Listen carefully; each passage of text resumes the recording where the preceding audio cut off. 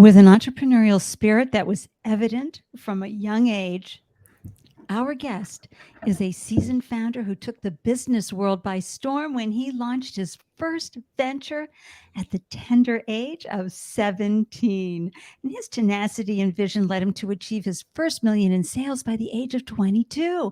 You are going to love learning about his current startup, an eco-conscious micro-mobility company focused on safety and equity. Stay tuned for another delicious and edutaining conversation on the Startup Life Show. Let's glow, everyone. Woohoo!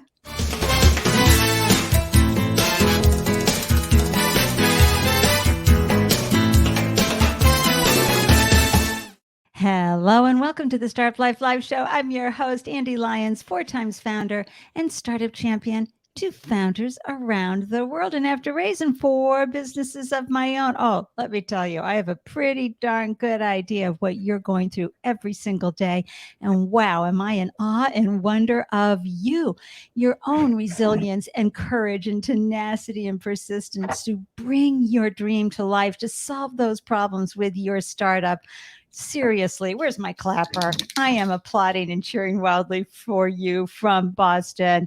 And I'm so grateful that you carved out time to tune in to the Startup Life Show because you know nothing prepares you for this founder journey, right? So when you sit down in that seat, you got to grow. Every single day, you're learning whether it's a quick acronym, what's LTV, CAC ratio, to figuring out how to get money, get capital, get customers, everything that you're doing.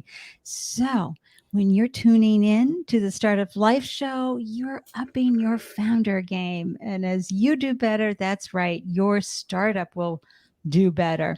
To receive an alert whenever I post a new show, hop on over to the Startup Life meetup group. This way, you'll get all the links to either watch the video here on YouTube or listen to it via your favorite podcast platform. And if you are watching on YouTube, hey, thank you for your subscribe love. I'm just going to say thank you. And also for your like on the video. It really helps me reach more folks.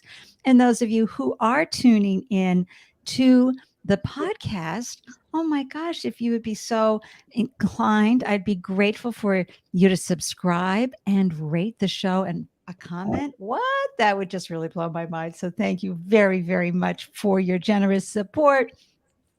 And then I'd like to just share a little here for those of you who are female owned and are a B2B business. Please consider getting certified by the gold standard of women-owned businesses. Certifications, trying to get that word out, get WeBank certified. That's the Women's Business Enterprise National Council. And if you've thought about this, if you've gone on there and said, I cannot even think about those documents, all those pesky questions, I have no idea what I would be doing, you reach out to me. Send me an email, Ande@AndeLyons.com, and say WeBank in the subject line and help in the content, and I can help you. I've helped a lot of women, dozens of women, cross the finish line and get this certification. And the reason you want this is because companies, big, Fortune 1000, Fortune 500 companies want to hire you. They want to give you money. Government contracts want to hire you and give you money for the work that you provide and the services that you provide. But they need to know that you're bona fide as a woman-owned business. So right there, WeBank certification is the way to glow. All right, time to introduce this phenomenal guest that we have on the show today, the one, the only, Emil Nnani. And I got to tell you, his background, oh my gosh, I said earlier, right? Seasoned founder who had his first business at the age of 17. He is a seasoned and serial entrepreneur, and today, the founder of Boaz Bikes, where he took a vision of a safer vehicle while supporting underserved communities and created a groundbreaking electric scooter and e-bike MaaS. So it's like SaaS, but MaaS. We're going to get all into that. A MaaS platform that has transformed the landscape of urban transportation by solving first and last mile transportation problems for cities across the globe. This is a phenomenal business. Wait till you meet this founder. Welcome to the show, Emil Nnani. Thank you for having me. I love it. Oh my gosh, I am so excited to have you. I saw you. I found you online. I don't know. I got something, maybe a newsletter, something about you. And I said, "Oh my gosh, A, would you please connect with me on LinkedIn? And then B, would you please come on the show?" And you said, "Yes." Thank you, Emil. Thank you. I love it. So glad to be here. I'm so happy to have you here. And where are you sitting now? Where are you geographically located? Right now I am in Detroit. I'm in our Detroit warehouse. I live in Texas.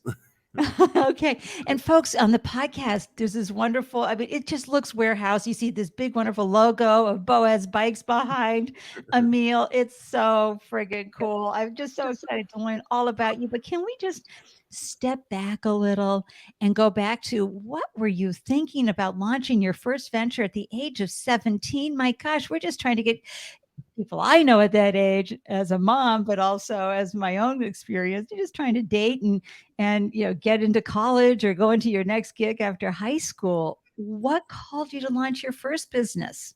And what was it? So, I kind of had a cheat sheet because my mom is an entrepreneur and she had a clothing shop. So, she didn't have any employees. Her kids were her employees, but I mean, so we're talking a young age running her clothing store. But my first venture was a mechanic shop, and um, I love this. I just knew I had to be in business for myself. Watching Mama do it. Oh my gosh. Well, see, and I love this because, folks, we always talk about here in the show the lived experiences that prepare us along the way to do what we're being called to do. So, you had a mechanic shop? Like, was it like a Jiffy Lube type of shop, or was it like we'll tune you up, or we'll change your tire? What kind of So mechanic shop, or was so it for bikes? it should have been right. So we did brakes, we did training, transmissions, engine swaps, and the setup was um, we actually started it connected to the church. So my pastor at the time helped me get it all set up and ran all the church member cars. It was lovely. Oh my gosh, Emil, this is so exciting because you had a built-in community that wanted to support you, right? And help you get off the ground and add wind to your sails, which is so important. And so, what happened next? Because I hopped on your LinkedIn, and on LinkedIn, it talked about a singing career. You were an artistpreneur. So I'm wondering, how do you go from mechanic, right, Yeah. to an artistpreneur? Like, talk a little bit about that transition. Yeah, so I was always doing music since I was like 5 years old. So like, and I was a hip hop artist, so it was always in me. And my career just started blowing up with being on social media, and you know, it's where my heart was making music, and I'm a believer. So I was doing something called Christian hip hop at the time, which was extremely new. Like, I mean, it's been around, but nobody knew about it. And the church is where my heart was, and I was like, okay, I have a gift. How can I use my gift for the church? And that's what took me into the music realm. Excellent. So are you in the part of the world where the churches are big? Oh yeah. Like a big population, I'm here in New England. So our churches tend to have a much smaller attendance, and community. But I've seen, what can happen in Texas if that's where you were raised. Yes. No, born and raised in North Carolina. In North Carolina. Okay. Bible Belt. Okay. So that you had big churches there. Yeah. Like how big was the typical community? So my church was fairly small. It was Okay. about 400 people. That's But like the what we have churches here. that I was performing in, we're talking, thousands of people attending the churches. Excellent. Ah, I love that. And so how long did you have your singing career, your artistpreneur life? So I was doing it full time for about 4 years. where this is what I was living off a little over 3 years. This is what I was living off of, um, going around performing at different venues and different festivals, and yeah. And did you still have your mechanic business while you were doing that? Oh no. So I really didn't like the mechanic work. So I didn't like getting my nails dirty, but my pastor that got me involved, he gave me some advice, and he said, if you learn how to work with your hands, then you'll never have to find work. So he got me on that path, and yeah. I see. Because I'm just curious. It said in the notes here in your bio that you earned more than $1 million at a young age. Like, what was that like to earn that kind of money? So the so the music, right? The music was great, but I was only getting like $500 a show. But I was doing something that I love. I was happy. Yeah. But while I was performing, I had merchandise tables, and at the merchandise tables, I was doing five, six, $7,000 on the table. So and then my mom had the clothing store, so it was all looped in, and I was like, well, I'm making so much money selling product. Why am I, So that's what kind of transitioned me into the retail space. And I joined a bigger church, and then I started opening up stores and malls across the East Coast, and No kidding. I had a blast. Oh man, you're a merch man. The merch person at the concerts, right? You turned Yeah. that into a full-time business. And so tell us the name of your clothing brand and store, and what was that like? So the name was called Christ Light, which simply just meant, uh, living life, trying to be more like Christ. And so I had 5 stores. I had 5 stores in North Carolina. I had a franchise in Florida, and another franchise up north, and it was amazing. You're talking about at a young age making $1 million, you know, in your early 20s. And sales was mind blowing and nothing that I've seen before. Wow. I mean, and how was your mom with all of this? Because she had her clothing store for years, and then her son takes off. She's like, "Say what? I didn't have revenue like that." she had stopped working her clothing store, but she is like my biggest supporter. Oh. Yeah, so she Shout had, out to mom. Mom, oh, thank you. Thank you for definitely. not only raising such a wonderful man, but also inspiring him to tap into his full expression through entrepreneurship. Oh, Emil, that is so wonderful. And so as you moved along, what were some of the things that you were learning at such a young age about entrepreneurship? So I mean, now I'm looking back and I realize, well, man, I didn't know anything, but um, I was learning so much that making this money, and even though on the outside it looked great, and I mean around the cities, and they were all loved me in the festivals and whatnot. On the inside, it's like, oh, it's not as rosy as everybody thinks it is. So you making 80,000 a month coming in, and you see it, and you're like, oh wow, this is great, and you're spending 50, 60, 70,000. I'm like, oh man, Right. And that's when you got the hard lesson about margins. yeah. Oh, how many founders listening can go amen to that seriously? Because you get that revenue coming in, you're like, yes, and then all of a sudden you're like, wait, I brought in 80K, but 82 went out. So wait, what's wrong with that picture? I can't meet payroll. And these are why we love sharing the stories, the true stories, the unglorified stories of entrepreneurship, folks. Because you can't be in it for just the money. You've got to be in it because you're passionate about the business that you're building, the problem that you're solving, the customers that you're serving. And that's clearly what you were doing. But you didn't get discouraged by this. You went, okay, that was a great experience. And so tell everybody what came next after your wonderful Christ clothing business. So my retail business, I was actually in malls, like, physical malls, and they Yeah. high over the rent is like 10,000 a month. And so I seen in some of the malls started to go down. So, right now it's like malls are like vacant, but I seen it going down. So I knew it was time for me to make a shift. And my wife ended up getting sick. And she's from Texas, so she needed to be back home. So Yeah. I closed everything down in North Carolina. I had a little warehouse where we produced most of the material. Sold everything. Took a little bit of the cash I had. We went to Texas, and while I was making that transition, I was thinking about this new company called Errand Driver, and As one does when they're an entrepreneur, just saying, right. right? You always have something in the queue. Always. And I was on fire for it. Like in my head, Errand Driver was going to change the world. So, this is before apps like Favors, TaskRabbit, or Uber Eats got real big.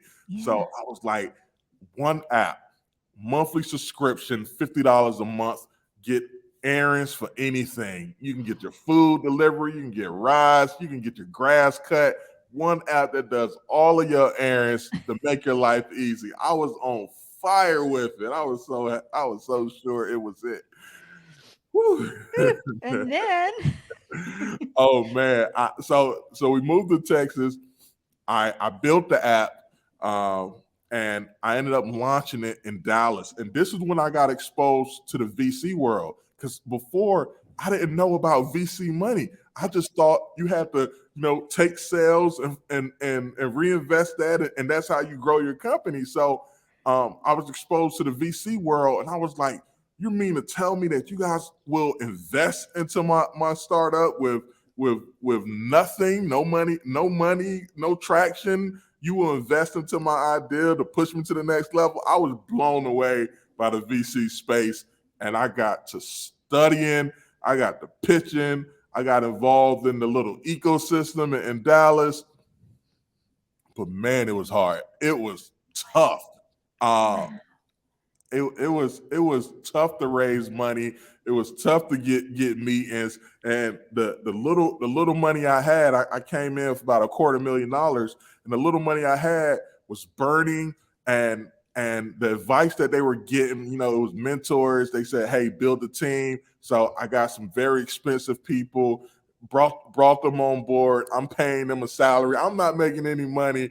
Uh, I had 250 drivers, so errand workers, uh, but it was a marketplace. So I'm the middleman. So the people that need the errands, they pay me the marketplace, and then I pay the driver. So I'm just taking a small little cut of it. So I'm not making any money. I'm losing money just to keep it afloat. And I could not get any VC money at all, not $1. And it was like, I built it. yeah, no, and this is the problem, right? This is what many of us, women, people of color, disabled, LGBTQ plus community members are faced, which is with conscious or unconscious bias. You have these funds who want to go with what they consider a sure bet, and it tends to be unconscious or conscious, a white male. And so those in the numbers, they just keep getting worse. I mean, the data is out there. So of course, no surprise to those of us who have been, out in the world for years with the VCs going, oh, I roll, I roll.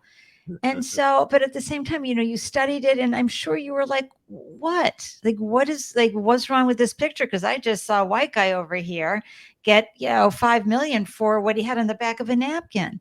Yeah. But this but folks, you have to understand, we're talking centuries of indoctrination, from Eastern European white folks. I mean, here we are in America, right? The bias is there, and it's called trust. And if you dive deep into the psychology, you find that there is a lack of trust for women and for people of color who are doing anything practically, unless you're a famous artist or actor or something. and it's intrinsic. And I personally believe that unless those LPs that are funding the VC fund, and you might relate to this, Emil, unless they say, okay, 50% of this money we're putting into your fund has to go to, now I'm not talking conversations, people. It has to actually be invested in women, female, people of color businesses. What are your thoughts about that, Emil? Oh man, I'm hoping and praying I get to see those days. But I think if something like that were to happen, we would see an amazing change. And you know what? I know that they say when the VCs invest, they only need like 10% of their investment to return and the rest is going to fail. And in my head, I'm thinking like, okay, you only want 10% of the company to succeed. It may mean maybe you should change the way you're investing. So who knows if they open it up and don't just, invest and back that one avenue, open it up, they may have a higher success rate because it's great companies out here being built. Oh my gosh, tremendous. And the numbers are there. Better revenue, better profitability. I mean, the data supports doing this. That's why I keep going to the unconscious or conscious bias that's there around trust and what the other bigger funds are doing, and just something that happens when, and I'm even concerned about those women-led VC funds and those Black-led VC funds. How are they making those decisions, and are they big enough?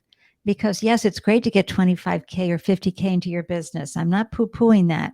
But to make the change, I'm thinking, Emil, it has to be folks who are willing to put 5 million, 10 million, 20 million, right? Right. Into a company to give it the traction and the runway it needs to really soar and explode. So what happened? Let's wrap up this story. First, I have to find out what happened to Errand, but I have to see if your wife is okay too. She is most definitely great. She is perfect now. Yay. She's here with me in Detroit. Yay. Oh, good. Because I know someone would be like, Andy, why aren't you asking that question? So I had to make sure the wonderful, darling wife is doing well. Hooray. And then so Errand, and I just love these stories, Emil, because as a 4 times founder, I've got some great stories too. It's just part of this amazing journey that we're on. And you learn so much, and it's not all roses, right? It's a lot of growth. You gotta have the skin and heart for it for sure. Oh my gosh. So what happened to Errand? What was the last name of Errand Driver. Errand Driver? Great Errand name. Driver. So I know, right? that's what I said. And we already had great traction. So I ended up getting Errand Driver to about 10,000 and monthly recurring revenue. And back to that, people raising off of a napkin. And I'm like, okay, I have drivers, I have revenue. It's obviously a market for it. And this was before Uber Eats blew up. So, I'm like, okay, but I still couldn't get any funding. And I was at that point. So I ran out of my own cash. So I took it from Dallas. Dallas was just too big. I was competing with Uber and Lyft. Most of our errands were rides and food delivery. So I took it to a small city and I started running it in the small city. So I'm like, okay, well, I'm gonna take over these markets in the small city, grow, expand, and then I'll sell the company to Uber. So that was my plan. I love that plan. It was my plan, but I wasn't making any real money, but I was able to get to a break even point where I wasn't losing money, but I needed money to scale, and I couldn't get any money to scale. So for me, that turning point was I ran into Boaz. So Boaz, when I left Errand Driver to start Boaz, and Boaz was like the golden child. So I ended up closing Errand Driver down. All right, so we have to find out. There you were working on thinking, okay, I'm going to build this up, get the traction. I'm going to sell this baby. Errand Driver to Uber. I mean, it makes perfect sense. I've done all the hard work. I'm completely like attraction in this community. It'll just open the doors and they can take it to the next level. How did Boaz come? Like, I'm thinking of that meme, where the guy's walking with the woman and all of a sudden another woman walks by and he's looking over his shoulder. It's like, that's Boaz Bikes for you. How did Boaz Bikes come up to be? All right. So crazy story. So 2017, there were a whole bunch of bicycles on the road back in 2017. And I reached out to my sister, who is like my second biggest supporter and help my go-to to strategize. So I reached out to her and I said, hey, I see the next phase, and the next phase is scooters. So this is early 2017. I write up a plan. It'll take us, couple dollars to get it started, but everybody's on bicycles right now. We can come out with scooters and use the same share model. And she was like, we focus on Errand Driver. Errand Driver has all our money. Let's just stay laser focused. 2018 come around, and Bird and Lime come on the scene early 2018 with scooters, and I'm like, that's my idea. What is going on? And they did exactly what I thought they were going to do, put the bicycles out of business. And so mid 2018, I'm like, okay, I'm running Errand Driver. I'm in the city. I see a group of kids, they're riding scooters and they fall off the scooter, and it was bad. The ambulance had to come. No. I over and I recorded it. And that was for me that aha moment, just seeing that kid, college kid, and his life being changed forever. He got to get rushed to the hospital. He's never gonna ride a scooter again. He could be traumatized. And I was like, you know what?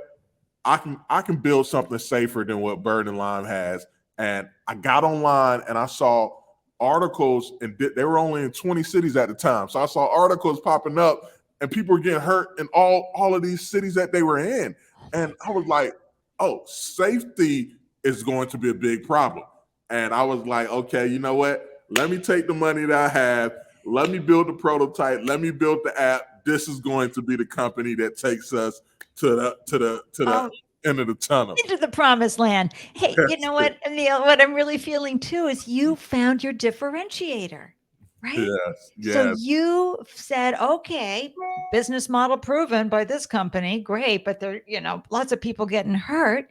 Here's how I'm going to come in, and I'm going to really talk about safety, because look, scooters are so much fun. And folks, I was just in Washington, D.C. all last week, and I thought about the scooters. My husband's like, let's get on those scooters. But, we're over 60, and I'm thinking balance, even though we walked 40 miles everywhere. But everybody was zooming along those scooters and having a blast. Safety was a real issue for me, Emil. So 2 questions. I'm glad you didn't get on one of those scooters in Washington, D.C. So I'm going to want to find out what makes Boaz Bikes safe. And folks, we're having this delicious conversation with Emil Nnani, and he's the founder and CEO of Boaz Bikes. And those of you who are tuning into the video portion, I'm putting up some great images here of very happy people on their Boaz bikes, and they're beautiful. They're blue. They've got great tires. We're going to get all the scoop here. Look at this. One is with everybody's got a basketball on their scooter. Love that. And folks, we're going to talk a little bit about crowdfunding, equity crowdfunding, but in this image here and in the show notes, you will see the ePearl link for joining Boaz Bikes, becoming an owner, right? That's what we love to do. We love to go through equity crowdfunding so we can be an owner in a business like Boaz Bikes. They have an investor wait list. They're going to be opening up for another round that will be raising. You do not want to miss this. I'm just saying, you can spend $100, $200 going out to dinner, or you can put it into a company that's run by a phenomenal founder like Emil that is going to change lives. So there's my pitch. Let's talk about what makes your bike safer. Sweet. I love it. Boaz is most definitely the safest operator out there. We've had over 250,000 rides with 0 reported accidents. So for for us, for me, it was just like, okay, a seated scooter is going to be way better than a stand-up scooter. That was during that 2018 aha moment for me. So just having a lower center of gravity, if something were to happen, God forbid, you're lower to the ground, you can easily maneuver, get off of the scooter. That's the one of the main reasons why you wouldn't get hurt. Coupled with, we were the first ones to introduce side mirrors and turn signals. We put bigger tires on our vehicles. We put a wider foot deck, so you don't have to ride with one foot in front of the other, one foot behind you. You don't have to do any of that crazy stuff that you have to do with a stand up scooter. So allowing us to add these changes, we put the basket so you don't have to ride with one hand and hold your bag with another hand. So we made it extremely simple for you to just ride. If something were to happen, our vehicle's going up the curve. You're not going over the handlebars like our competitors. It's extremely safe compared to them. Oh, it's not just safe, it's brilliant. You've got a seat. Yeah. You have so much more control with the seat because the bikes are going by, but everybody's pedaling and they're kind of wobbly. And I noticed that, and they're on the sidewalk, the scooter with the side mirrors, with the baskets to hold things. It's ideal, especially for a town like Washington, D.C., where we're all going from one museum to another, right? Right. Oh my gosh. Well, how did you come up with the name Boaz? So Boaz, we had at the time Bird, Lime, you had Uber, Lyft, all of these 4-letter words. And I'm like, okay, I need a 4-letter word.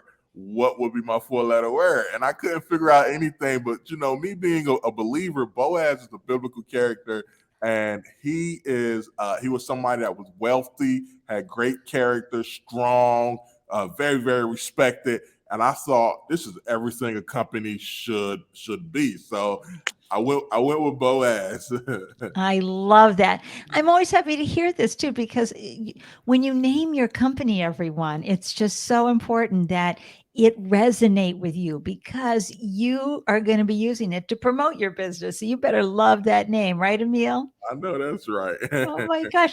So this is a very capital intensive business. Yeah, I'm popping up the pictures all the time, folks. So you can see, I mean, you've got to be able to purchase these. Did you design these yourself? Did you find them made this way? Where are they made? Tell us everything. Yeah, so I most definitely designed it, and it came.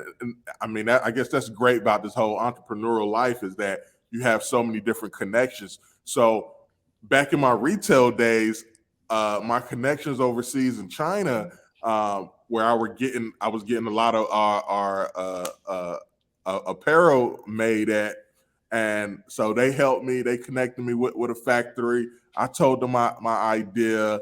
They helped me bring it to life, and this is 2018. So and I bootstrapped it. So I built a prototype, and we ran with it. Emil, I am just like seriously in awe and wonder.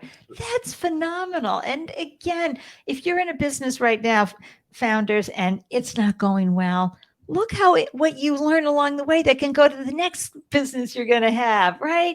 Connections in China or overseas for these kind of inventory parts. So, how many bikes did you get in your first order, and were they good the first time you had your order placed and arrived? That's a great question. So, man, I and I love to shoot for the moon. So I was so sure I was going to raise the capital, right? Because it's a Yeah. no brainer, right? Like, why wouldn't you invest into this? And then Bird and Lime, they're raising hundreds of millions. So this is 2019. So I do a family and friends round, get a couple dollars, and I put the down payment on 500 vehicles with the mind that I'm going to raise the rest to be able to pay it up. Oh Right. my goodness. I could not raise the money. Oh, so my first batch was just 100 vehicles out of the 500. I was able to pay off the first 100 to get those shipped to me. Oh my gosh, Emil, seriously, this is the challenge that you and so many people are facing, how to get funded. And also, having to make decisions based on the lack of funding. I mean, you could have just hit the ground running literally and scaled immediately. But no. So how, and folks, the reason I always ask, how was that first shipment? Is because it's usually the first time you're working with the manufacturer and doesn't always go well. As we know from Billy, who we had on the show, Billy Footwear, 85% of his first order of 4,000 pair of sneakers had to be tossed. So, that those are the challenges that can happen. And I always want you to be thinking about, proactively mitigating risks and really having an understanding. So, what is the business model? Because again, I'm coming right off of my trip in DC, and I would just see a scooter on its side hanging out somewhere. I'm like, okay, so they pick up the bike. How do you get paid? How does the app work? Uh, Tell us all about that. And also, when I was introducing you, we talked about MaaS, not SAS, MaaS, capital S. What is that? All right, awesome. So the main business model is the per minute rental. So we deploy scooters around the city in strategic areas, high foot traffic areas, underserved communities, making sure people get from point A to point B. They download our mobile app, they put in their credit card, or they use Apple Pay or Google Pay, and they add money to a digital wallet, and they're able to rent the scooter by the minute. On average, it's 39 cents a minute. But when we started off in 2019, it was 15 cents a minute. So the prices are going up. Yesterday, the main model is the per minute rental. Our additional model is Wait a minute, that's called permit rental? per minute. Per minute rental. Let me just clean up my ears here. Per minute rental. I want to get that down. So all right. So that's the main model, and it accounts for about 95% of our revenue. Wonderful. The bread and butter, especially for the tourists. When you come to visit the city, you're jumping on the scooter. If we were in Washington D.C., you would have rode a Boaz for sure. 100%. It makes so much more sense. I mean, seriously, I saw guys going by. I mean, their ties were flapping in the wind, and they no helmet. I'm like, oh my god, brain injury coming. I know, right? So don't ride. And so when you have a bike, of course, I want to know, what does break even look like? How many minutes have to be rented before you have a break even on your bike and you're starting to look at profitability? So the beautiful thing about the scooter industry is that it's a cash cow. Right. And I guess it's a beautiful and a bad thing, because now the cities want their part of it. But for us, one vehicle is paid off in like 7 weeks. So they generate about $350 a month in revenue for one scooter. Great. So that's sweet. You get a city like Washington D.C., and you just put out 1,000 scooters, and you're good. And you're good, and that scooter's paying for itself. And how about maintenance? Because again, a person can take it from point A and point B and just leave it there. They don't have to return it like a city bike. They want you to put it back into that city bike location. These scooters are just left like somebody just dropped and ran. Is that how yours works? So ours works similar, but just a little better. But in theory, one person ride it, they stop, drop it off somewhere, somebody else is going to jump on that same scooter. So you would want one scooter to be rented at least twice a day, okay, if the market is that booming. But in theory, somebody else is going to jump on that scooter and ride it somewhere else. And then you come and pick it up when it's dead, you charge it and put it back out. But for us, in 2018, we were the first ones to bring out swappable batteries. Now in 2023, everybody's copying. But I mean, this just shows how innovative we are. They were charging their scooters up in houses. They were paying people. Houses were getting caught on fire. They were paying people to pick them up, charge them up in the house. For us, our model that we originated was that go to the scooter, put in a different battery, line it back up, never take the scooter off the street and let somebody else come and rent it. So that was our model back then, and it's slightly changed now. Oh, that's beautiful. And so you have a truck. I mean, you obviously have a GPS tracker, so you know where they all are. You always. probably have a gauge that tells you running low, best get over to that scooter. Because someone doesn't want to be halfway to their destination and Yeah, you won't want that. But so you can see the battery life before you rent it as a customer. You can see, okay, this scooter has 60%. It's safe. It's safe just to like get our in my earbuds, right? That'll tell you you've got a 35% on battery in your earbud. Okay, so that's cool. I love that. And then what about insurance and theft and damage? Do you run into any problems with people taking it and using it like they're at a concert and it's a guitar and they're throwing it in the windows of things? Or I mean, I assume I So go there like the movies. Everybody, very dramatic. I love it. So insurance is wacky because no insurance carrier is going to cover. If somebody was to steal your car, then they'll replace it. No insurance carrier is going to cover our scooters.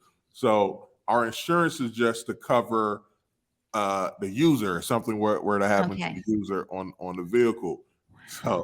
So for that, you just have to make sure vehicles don't get stolen. And we operate differently. So the industry average is that they lose about 2 to 5% worth of their scooters every month. We are at the lowest spectrum of that, mainly because we use technology to help us out. So we are tracking our vehicles in real time all throughout the day, and we dispatch our team members in real time. So we know when a scooter is being picked up. If somebody pick it up and try to put it in the car, we see the alert. If it's knocked over, you see those cities where scooters are piled up on top of each other. If it's knocked over, we see the alert. We see it in real time, and we go and fix the problem before it gets back to the city. But that's how we cut back on theft and damaged vehicles, by being proactive. I love it. And of course, and then the branding, right? Because not only is it Boaz Bikes, but this is a Black owned business, folks. We want to give it the support and love of something that we treasure in our community, and especially in the underserved community. That's, do I have to take a bus or could I get there on a scooter? Right. Right. And that, I believe, that helped us out a lot in launching it here in Detroit. Now, and we launched in Detroit. We're also in, cities like Tempe and Scottsdale, where the demographics is different. But early on, word of mouth was spreading. Hey, minority owned company, let's support. Don't mess these scooters up. Mess these scooters up. And I'll be out there in the field, and I'll be listening to people, and they'll say, yeah, we're not gonna mess these up because these local scooters, forget the bigger guys. And I'm like, okay, whatever floats your boat. Thank you for taking good care of my product, because I'm just trying to get ahead here and create some generational wealth. So thank you very much. That's it. Oh my gosh, Emil. So you've been at this now 4 years, 5 years? Yeah, I'm gonna call it 5. I'm going to call it. And so, the overhead, everything that you've got working, how have you funded the business? You're talking about being on the investor wait list. Everybody, the links are in the show notes, and it's going to be very easy to get on the wait list. It's you'll see in the show notes. Or if you're watching the video, it's right up there on the screen. It's an EEPURL.com / lowercase GEIL uppercase QEX. And so you'll be able to just go ahead and get on that wait list. What's your goal? What are you hoping to raise, and how are you doing it? So we are opening up a crowdfund. We've crowdfunded in the past. So we've raised a little over $2 million to date. Hold on. Big clapping. Hold on. I've got to just have an Andy-licious moment here, everybody. That's got to come into the show. Here we go. Oh, sweet. Yeah. Oh.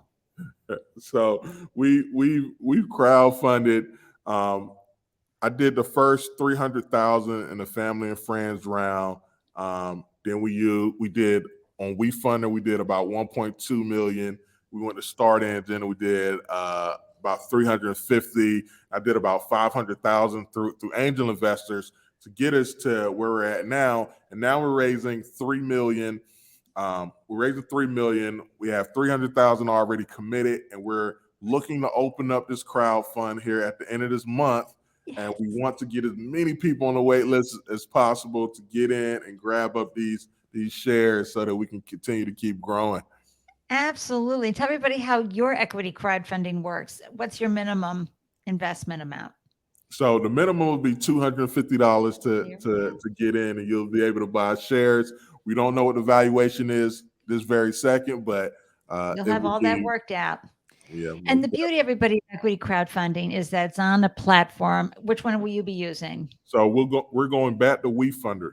Excellent. So WeFunder already has, and they're the original equity crowdfunding platform, folks. Yeah. And they have all the SEC rules and requirements under their umbrella. So you will get, of course, make sure that you're in Inc. And they will make sure that you have every buttoned up document that you need before you can go live. And that alone is such a great benefit. But the beauty is that friends and family that love you, but they're scraping together and breaking open the piggy bank to get to the 250, they feel it can just be such a wonderful feeling. Warren Buffett always talks about be an owner, right? Be an Right. owner. Well, this is an owner and doing good, and you take the pizza money, you take it all, and you throw your 250 in. And trust me, think about the goal. I'm sure you have, Emil, would be like to return at least 2 to 10 times their money at the end of the day, right? When you get bought or go public or whatever happens. Yeah, we going for a good 50x. Woohoo! 50. So think about that, folks. Okay. It is so, but at the same time, you've added wind to somebody's sales. And look, you finish up a pizza, or if you take your family out to dinner, you're dropping $100. I don't care where you're going. And so you take that money that will just go right through your system, that food, whereas this goes into Boaz Bikes. So I am a huge fan of crowdfunding. I love participating myself. And, remember, folks, all the links are in the show notes to do that and get on the investor wait list, because this is a beautiful product run by a phenomenal founder who clearly has had some great experience along the way that prepared him to be the leader of this company. And the fact that you designed this incredible, incredible bike that really is it's like a scooter, a scoop. I don't know how you combine that, but it is ideal. It is safe. The photo with the basketballs, everybody, I got to tell you, that's really my favorite right here with the basketballs on the front. But look at those four girls on their way off to go do something fun, maybe play a game, whatever. It's wonderful. What does success look like and feel like for you? I mean, you are a believer. You're someone who is spiritually driven for your work in your world, and you're clearly in your joyful purpose. So there's the how you feel, right? How you are serving the world success, but also talk about what, by the numbers, does success look like for you and for Boaz Bikes? Yeah, so I think for that's a good question.